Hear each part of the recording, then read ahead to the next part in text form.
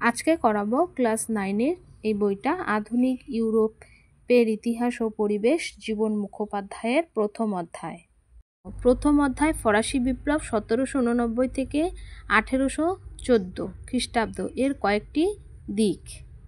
এর অনুশীলনী প্রশ্নগুলো আজকে করাবো। অনুশীলনী প্রশ্নের ক নাম্বার নৈর্ব্যক্তিক প্রশ্ন। সঠিক উত্তরটি নির্বাচন করো। 1 নম্বর 1789-এ ফরাসি বিপ্লবের প্রাক্কালে ফ্রান্সের সিংহাসনে ছিলেন 17-এ ষোড়শ লুই ছিলেন। এর উত্তর হবে ষোড়শ লুই। বি নম্বর ষোড়শ লুই। 2 নম্বর প্রশ্ন লেতর দি ক্যাশে হলো, পেজ নাম্বার 16 দেখো, লেতর দি ক্যাশে নামক গ্রেপ্তারি পরোয়ানা, তাহলে উত্তর হবে গ্রেপ্তারি পরোয়ানা, বি নম্বর। 3 নম্বর ফ্রান্সকে ভ্রান্ত অর্থনীতির জাদুঘর বলেছিলেন, পেজ নম্বর 18 দেখো, অ্যাডাম স্মিথ তৎকালীন ফ্রান্সকে ভ্রান্ত অর্থনীতির জাদুঘর বলেছিলেন, তাহলে উত্তর হবে অ্যাডাম স্মিথ, বি নম্বর অ্যাডাম স্মিথ। 4 নম্বর প্রশ্ন বিপ্লবের প্রাক্কালে ফ্রান্সে প্রচলিত আয়করকে বলা হতো, পেজ নাম্বার 17-তে দেখো, ক্যাপিটেশন বা উৎপাদন ভিত্তিক আয়কর, তাহলে উত্তর হবে ক্যাপিটেশন। 5 নম্বর কাকে ঐশ্বর্যের ইন্দ্রপুরী বলা হতো, পেজ নাম্বার 16-এ দেখো, এই যে ঐশ্বর্যের ইন্দ্রপুরী, তাহলে ভার্সাইয়ের রাজপ্রাসাদ ছিল ঐশ্বর্যের ইন্দ্রপুরী, ভার্সাইয়ের রাজপ্রাসাদ, উত্তর হবে সি নম্বর ভার্সাইয়ের রাজপ্রাসাদ।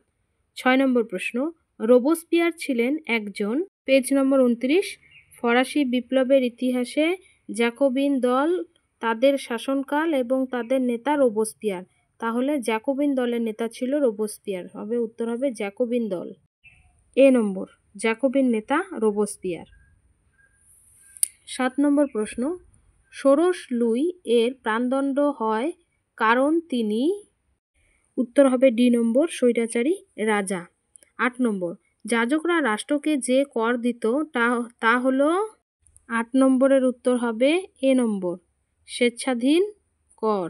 9 নম্বর ষোড়শ লুই অর্থমন্ত্রী হিসাবে কাকে নিযুক্ত করেছিলেন, ষোড়শ লুই অর্থমন্ত্রী হিসাবে নিযুক্ত করেছিলেন তুর্গকে। 10 নম্বর ফরাসি বিপ্লবের জনক ছিলেন কে, ফরাসি বিপ্লবের জনক ছিল রুশো। 11 নম্বর সন্ত্রাসের রাজতন্ত্রের নায়ক ছিলেন কে, রোবোস্পিয়ার।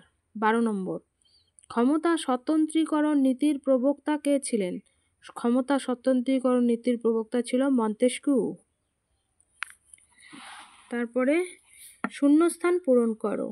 প্রজাপতি রাজা বলা হয় ড্যাশকে, প্রজাপতি রাজা বলা হয় ড্যাশকে, পেজ নাম্বার 16, পঞ্চদশ লুই ছিলেন বিলাসী পরিশ্রম বিমুখ, তাকে প্রজাপতি রাজা বলা হয়, তাহলে উত্তর হবে পঞ্চদশ লুই, পঞ্চদশ লুই।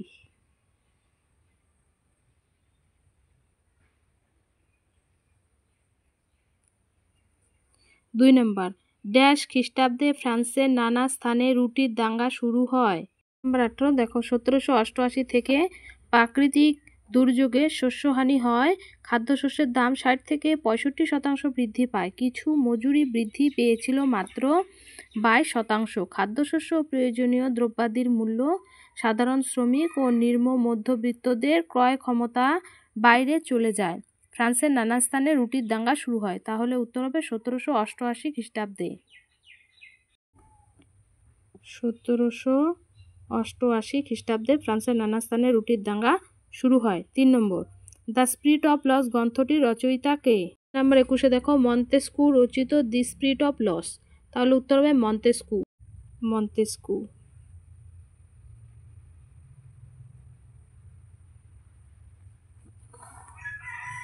4 নম্বর ফিলোসফিক্যাল লেটার্স গ্রন্থের রচয়িতা ড্যাশ, পেজ নাম্বার 21-এ দেখো, ভলতেয়ার কাডিট ও ফিলোসফিক্যাল লেটার্স এর এই গ্রন্থের রচয়িতা, তাহলে উত্তর হবে ভলতেয়ার, ভলতেয়ার।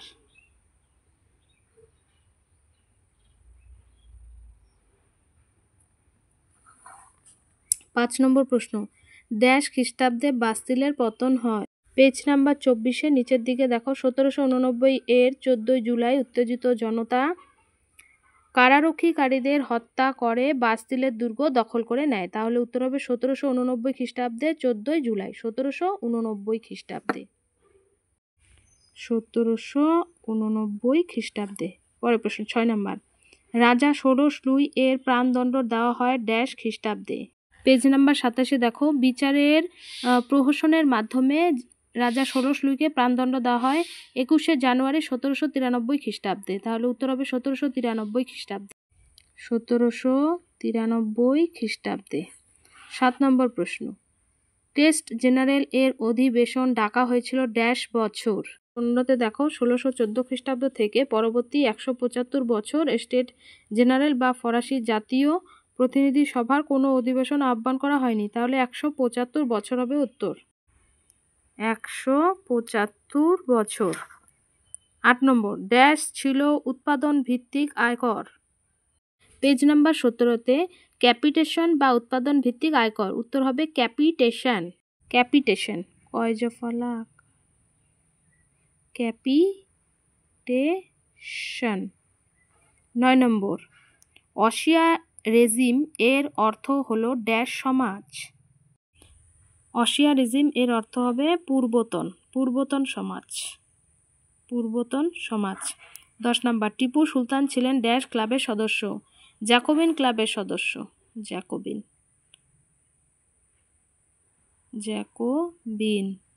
11 নম্বর, জ্যাকোবিন দলের একজন উল্লেখযোগ্য নেত্রী ছিলেন ড্যাশ। পেজ নম্বর 33-এ জ্যাকোবিন দলের নেত্রীদের মধ্যে উল্লেখযোগ্য ছিল কি? মাদাম রোনাল্ড আর পাউলিন লিওন। যে কোনো একটা লিখলেই হবে, মাদাম রোনাল্ড বা পাউলিন লিওন। Madame Ronald.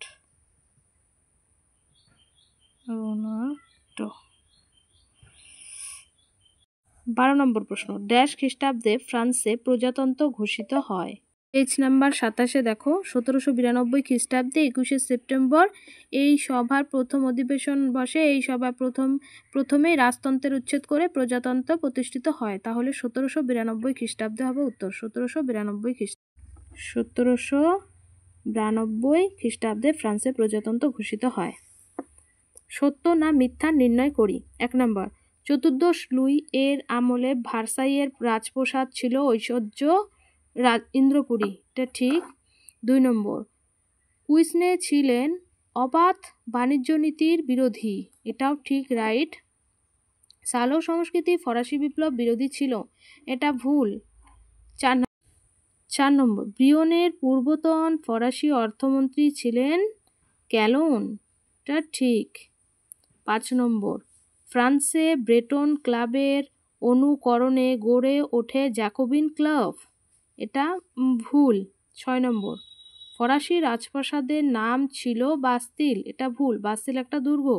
7 নম্বর, ফরাসি রাজা ষোড়শ লুই প্রজাপতি রাজা নামে পরিচিত ছিলেন।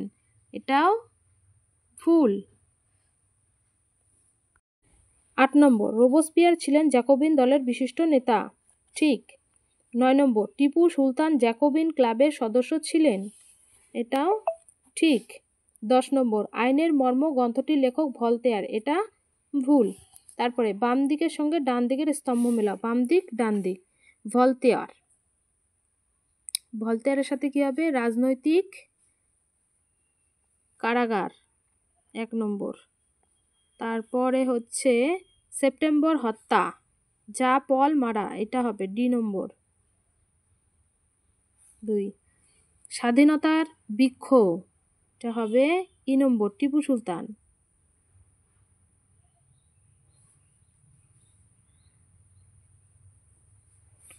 তারপরে প্রজাপতি রাজা।